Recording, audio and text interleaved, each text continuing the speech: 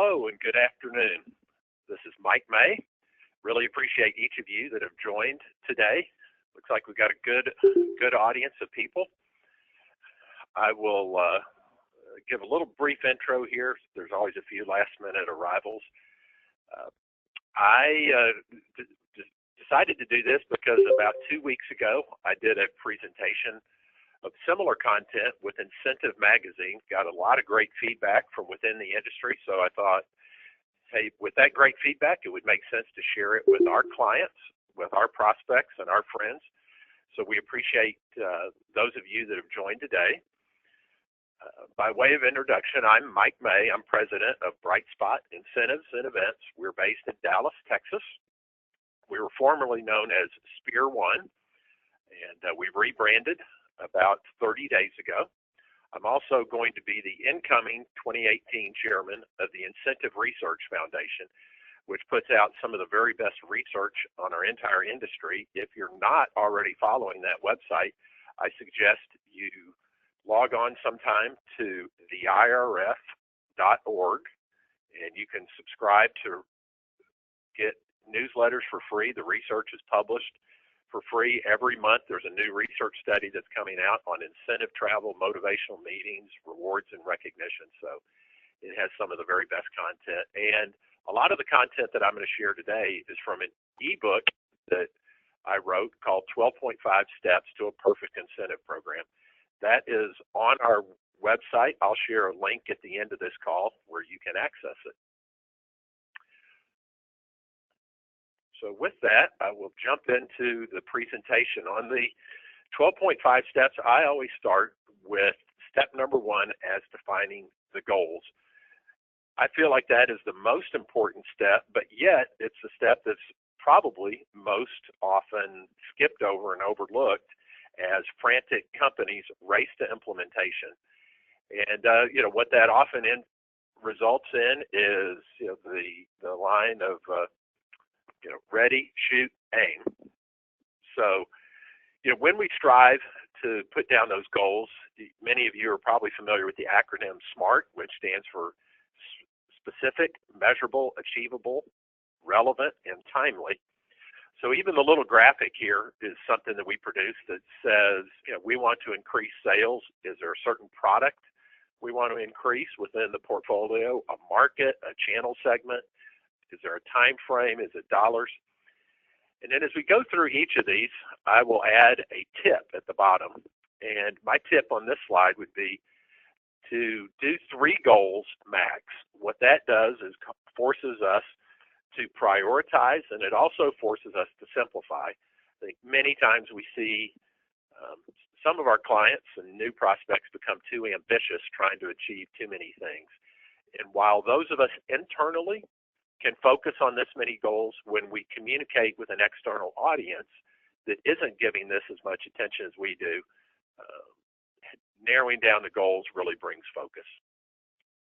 Step number 2 is define target audience.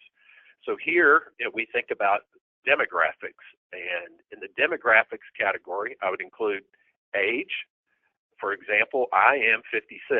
I work with about 40 people here at Bright Spot and Incentives and Events, and of those, about half of them are millennials. And what I've learned is that these millennials have some different preferences on awards than I do as a baby boomer. They also have preferences about how they're communicated with, how they consume content or media. So age is always an important demographic. Also gender, male, female. Average income is another one. And even I often think of in these large enterprise and global organizations that we work with is how many locations are the employees that we're trying to motivate? Are they in a large call center, or are they scattered across home offices and multiple remote offices? In the area of psychographics, that would include things like the current level of buy-in. We do a lot of channel programs, so is the channel content, or is there a level of channel discontent? What's the current level of motivation? Is it a very engaged sales channel, or are they not engaged? And what's their ability to improve and learn, and are there other attitudes that they have that would affect the incentive? And here, my tip would be motivate the middle. We have this pie chart that breaks up into A performers, B performers, and C. We often say that the A performers, they're already going to be motivated and driven. C performers, sadly, are probably going to be very, very difficult to motivate, but the real opportunity is that middle 60%. And when we move that largest chunk of the employees, that's what produces the greatest lift in sales and the greatest ROI. Step 3 is analyze current state. Here at BrightSpot, we use an acronym that we call DDX, Discovery, Design, and Execution. And as I said earlier, we see many people that race to the X of execution. So we've already talked about the discovery, which would be working on goals, but here would be another piece of discovery, which is analyzing the current state. What are the current sales?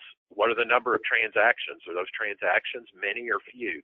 How will an incentive track them? Will they be, will we need a claim form, or will we get a weekly or monthly data upload?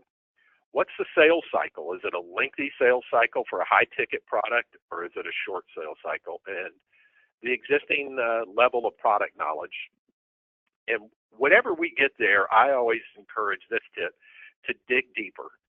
Keep asking why, examine the data, seek advice, be cautious of going with your gut. Step number 4, design program structure. So here is a place that I would give a plug to companies like us that are incentive agencies that can really help with both the science and the art of designing an incentive program. And when we use the word design, part of that means graphic design, but here, design could be substituted with the phrase rules or terms and conditions. So, this is where crafting the contest rules is a place that companies like ours that do hundreds of incentive programs could really add a lot of value. As we design the program structure, we always think about this acronym WIFM, what's in it for me, although the me here is the end incentive participant. So what is it that's in it for the incentive participant? Contest types could be open, where everyone has a chance to win, closed, where there's a limited number of winners, such as a President's Club trip or a contest with 1 grand prize and 20 second prizes, or plateau, which is tier. As you climb through tiers, maybe you can win a bronze, silver, or gold prize as you climb those tiers. And then what's going to be the duration of the contest? I will say here an example. We were recently working with a new client, and they were going to give away some high dollar rewards. And when I see high dollar rewards, I know that probably means it's a large transaction that they're trying to motivate. Large transactions usually have a long sales cycle, but the contest this client wanted to do was a 3-month contest. When I asked, what's your sales cycle? They said 3 to 12 months. So I made the point to them, hey, if your sales cycle is 12 months, you probably don't want to just have a 3-month contest, or you're only going to close what's in the pipeline. So tip here is simplify. Don't make the rules too crazy. Don't get too exotic with the rules. Keep it simple, where somebody can understand the rules of the contest in a quick 1-minute glance reading. Step 5, select rewards. Here's the exciting part. This is what gets everybody's attention and where most of the budget goes. So an important thing about us and any incentive is that people should be award neutral. Some of our competitors would say they're an incentive company, but they may always recommend merchandise or travel for any business challenge.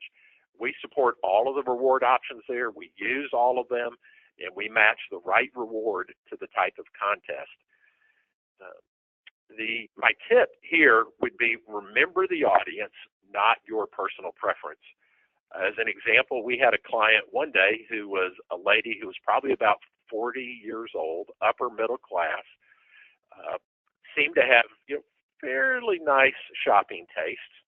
And when we talked to her about the rewards, which were going to be gift cards, her preference was she wanted to do Tiffany's gift cards, Neiman Marcus gift cards, Nordstrom gift cards, which are all exciting aspirational rewards, but when we looked at the audience, it was an inside call center audience where the average compensation was probably 40 or 50,000, and we suggested something else, but when she really insisted in these aspirational awards, but then when she did a little internal feedback, she came back and said, yep, people don't in this segment don't want Neiman's, they want Target or something else. So remember the audience, not yourself. That's always a huge one. Step 6, assign the program administrator.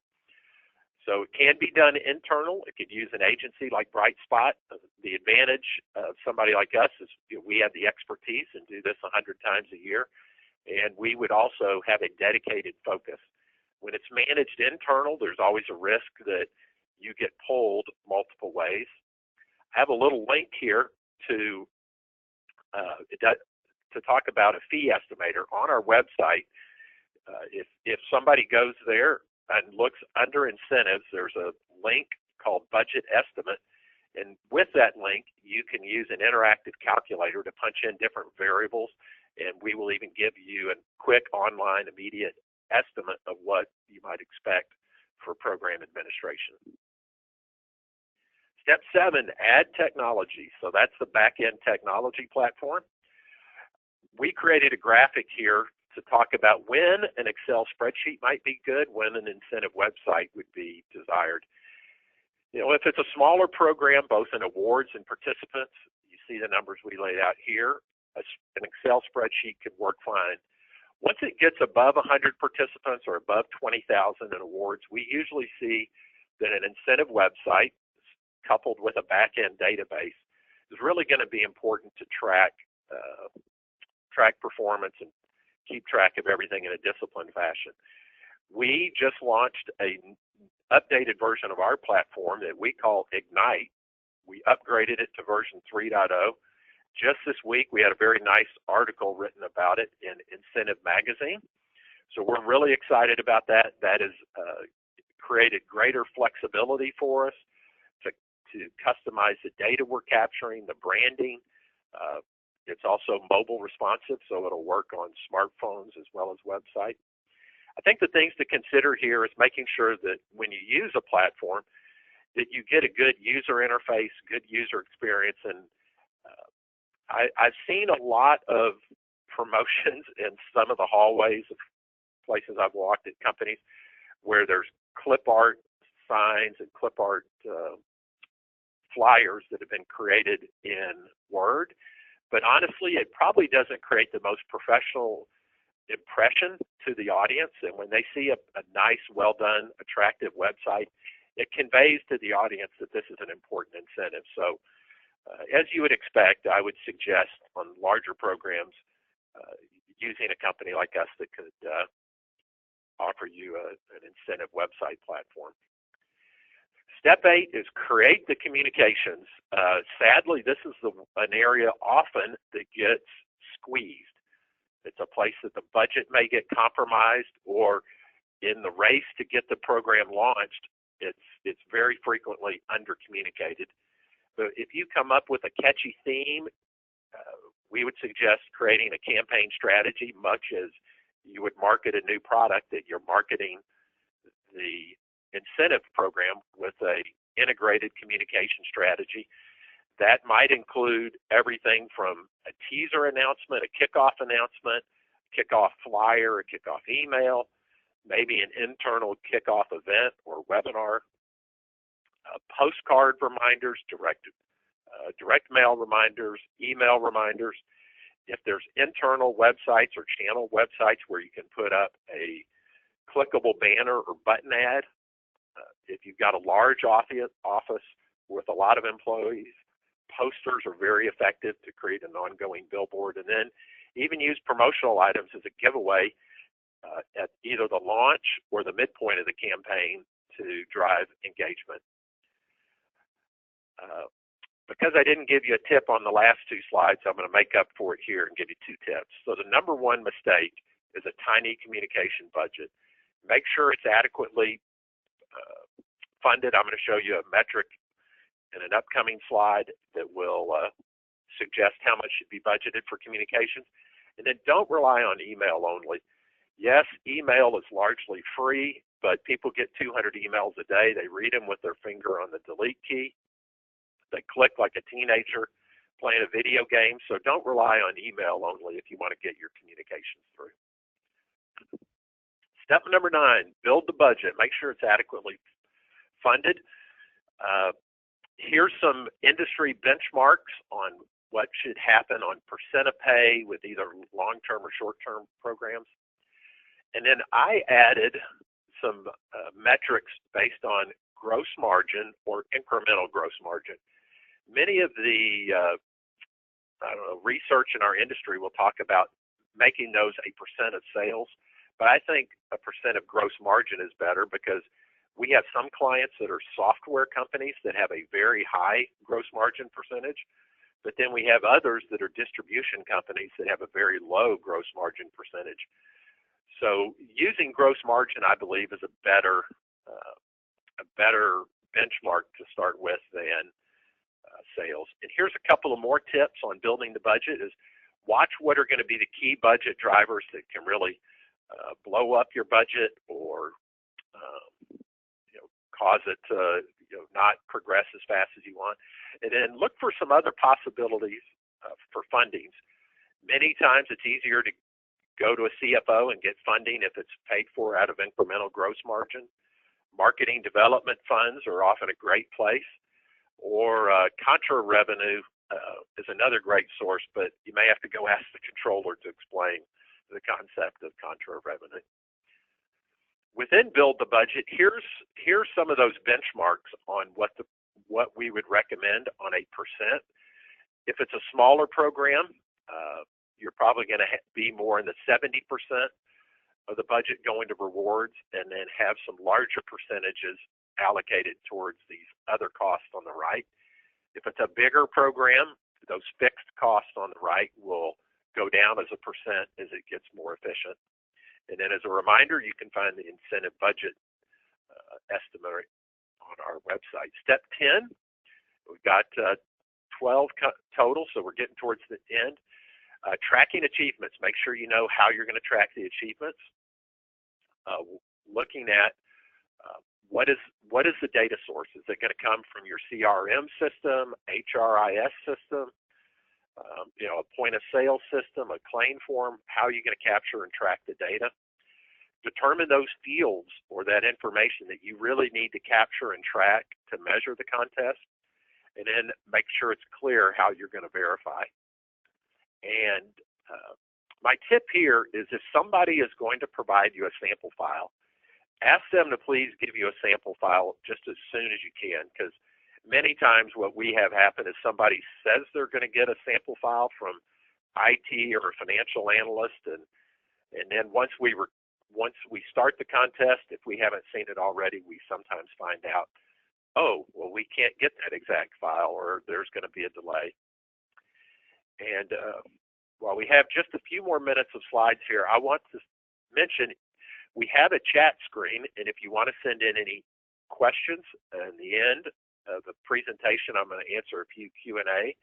So feel free to send in a chat question if you have any. Step 11, fulfill rewards. Here's the exciting part. Here's what the audience wants. A couple of principles to keep in mind. Immediacy. Make sure as quickly as possible you get the reward into the participant's hands after they've requested their reward. Make sure you're giving them good customer service if they need to make a return or they need to make a substitution. If it's an incentive trip, make sure the logistics of the trip are executed well. And then, there's some way to add things like recognition or digital recognition that don't really have a budget associated with them that can increase the engagement and the loyalty between your audience and you as a sponsor. Tip here is don't ruin a good incentive at the last step. Let's make sure the fulfillment and the delivery of the reward matches the promise and the expectation we've created with our participants. Step 12, report results. This is what we need to do a good job with to make sure we get future funding for future incentives. one of the things I've said here is ROO, which stands for return on objectives, is becoming the new return on investment. Many times, that objective might be, could be in a learning program, the number of people that get certified. Another objective could be just the number of people that participate in the contest. It could be new pipeline that's generated, percentage growth, whatever it is. Sometimes that objective is easier to make track a non-cash objective than calculate a cost of the incentive versus what the incremental gross margin is. On your reporting, we often think about push and pull reports, where on a monthly basis we're going to push out PDF reports, but there's an Excel download interface with our programs where you can get the data and run ad hoc reports and analysis at any time. And then probably should put an asterisk by tax reporting. Make sure if it's an employee report program that you're thinking about the W-2 reporting. If it's a channel or non-employee, remember you need to issue 1099s if it's greater than $600 in a year. And then here's a tip: is make sure you're doing what you can to minimize the tax values. There's some things that companies like ours can do to advise you on how you could lower the tax value, which then lowers the tax to the participant, but may also lower any payroll taxes that you have to pay to your employees, or even lowering tax gross ups. And then while we said this was 12 steps, we wanted to give you 12.5 to give you a bonus concept. And here it is: keep it fresh. We say, even after the program's launched, look at maybe some new rules or new promotions to keep it fresh. Maybe adding some new rewards partway through the program. New communications that reach people in an unexpected way. And an overlay contest, or something we do on programs that run longer than a year, where after a program's been in the market for a long time, or if it's a program with channels or dealers or distributors where maybe Visa cards are being rewarded, after a while, a Visa card loses its promotability. So instead, think about an overlay contest. We've done some where we've done trips to Super Bowl, World Cup, or we've given away a complete den or man cave makeover. So look for those things that can add a level of excitement. And then here is the link I wanted to share that is on our website to our ebook, 12.5 Steps to a Perfect Incentive Program. While I wrote it, and I usually don't want to toot my own horn, I will say this is the most comprehensive resource anywhere I see in our industry. It's 70 pages of actionable advice. It has more details than what I've covered here. It's got tips. It's got a great worksheet you can use in the back. And you see the link there, gobrightspot.com/incentive guide. And let's see, look here and answer a few Q&A questions. And here's one question that's come up, is about tax values. How do we justify a lower tax value? What exactly does that mean? And many times in a program like this, I would simplify it in saying you could justify a tax value equal to the wholesale value of the award. Because, let's see, I'm going to try to back up a couple of slides. Feels like something you're not supposed to do in a webinar, back up. But this slide shows that, in addition to the reward, there may be admin, communications, technology costs that could be backed out of if it's a trip or a merchandise prize. So that's one way to justify a lower tax value.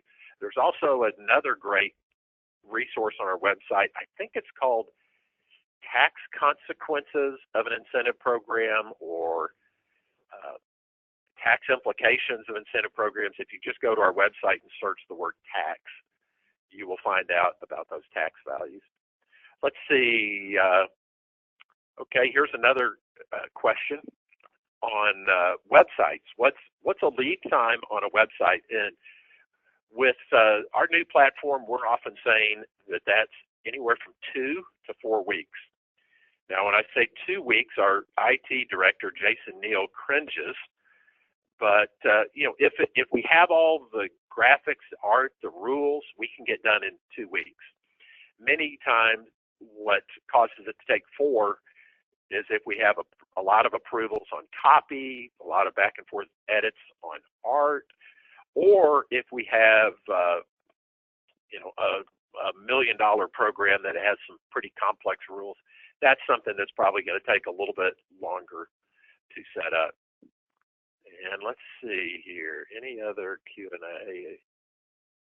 Okay, here's maybe one more question I've had is what's the best award? Everybody wants to know what's the silver bullet, or even what's the best award globally. And as you might expect, I would say it depends.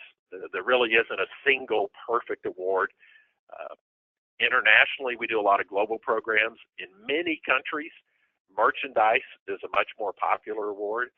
Here in the U.S., gift cards are very popular, but it's interesting in some European and Asia Pacific countries, sometimes those gift cards are not as prevalent, and merchandise is much more popular. And even the cultural preferences on what is a good merchandise can vary quite a bit. So I think with that, we're winding to the end here. Want to make sure and release everybody timely.